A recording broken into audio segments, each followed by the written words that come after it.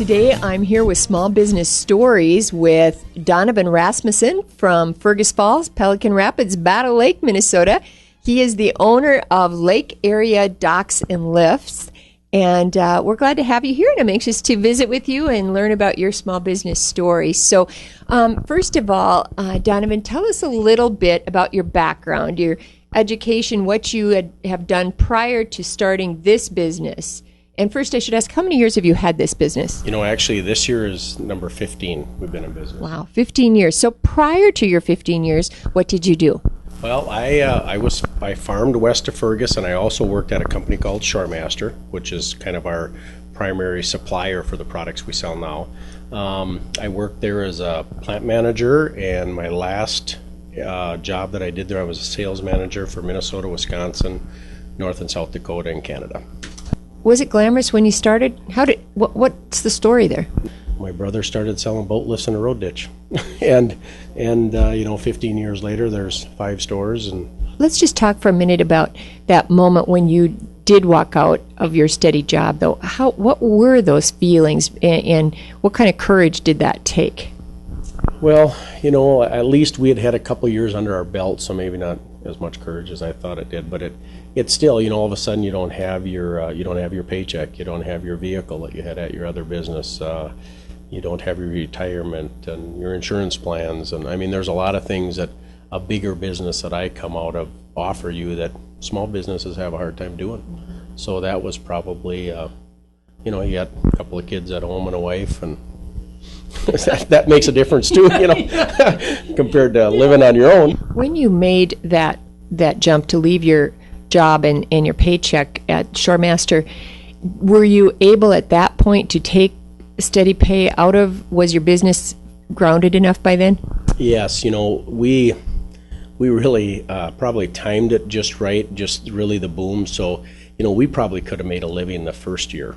The only thing that happened is that we were able to buy more properties, build more buildings, and expand our business to 4 locations that we owned in a short period of time. So, it was kind of, we worked pretty hard. I mean, I would say if you don't have that self-driven motivation, don't get into business for yourself, because if you're the type of person that can't wait to get out of work to go golfing, you won't be any different when you own your own business. You're going to have to put in a lot of hours. I'm still coming home late after everybody else is done.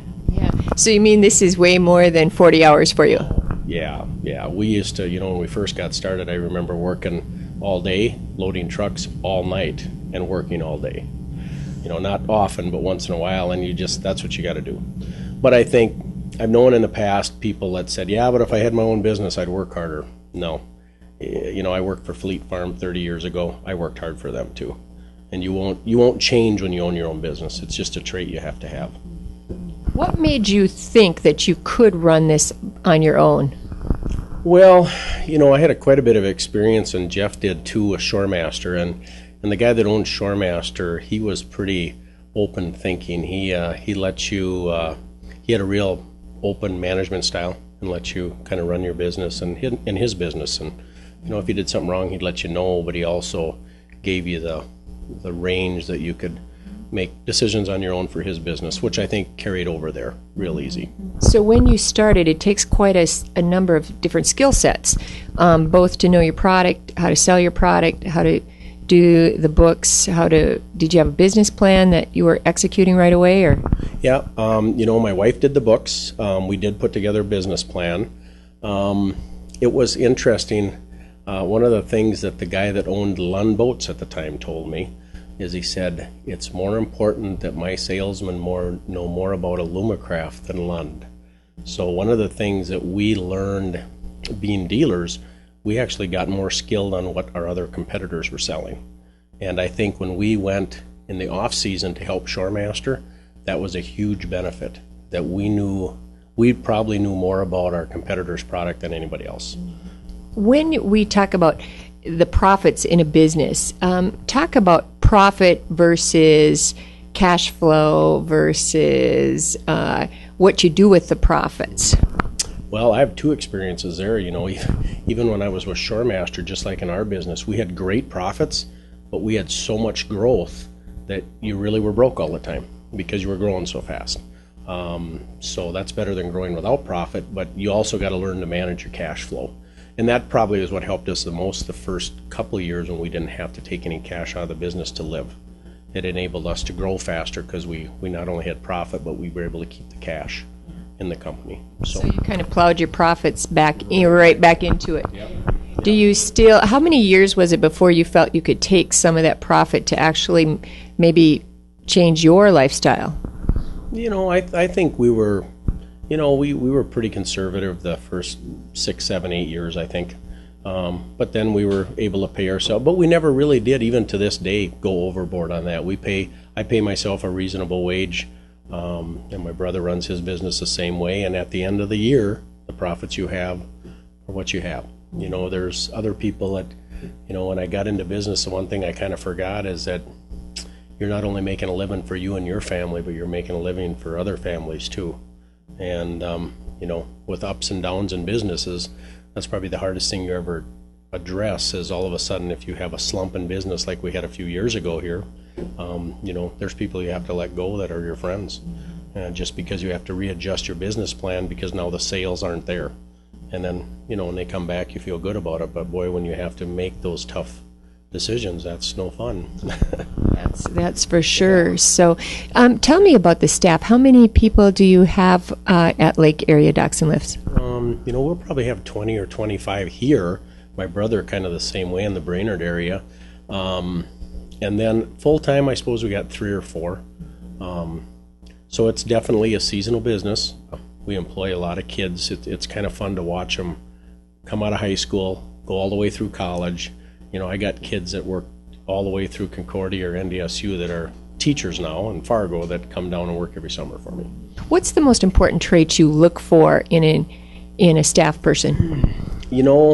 If they're willing to work hard, the rest you can teach them. It's hard to teach work ethic.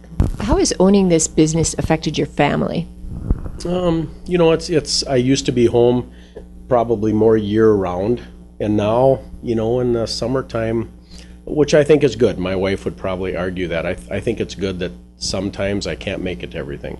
I think the kids realize that Dad's doing this and this is what he's got to do.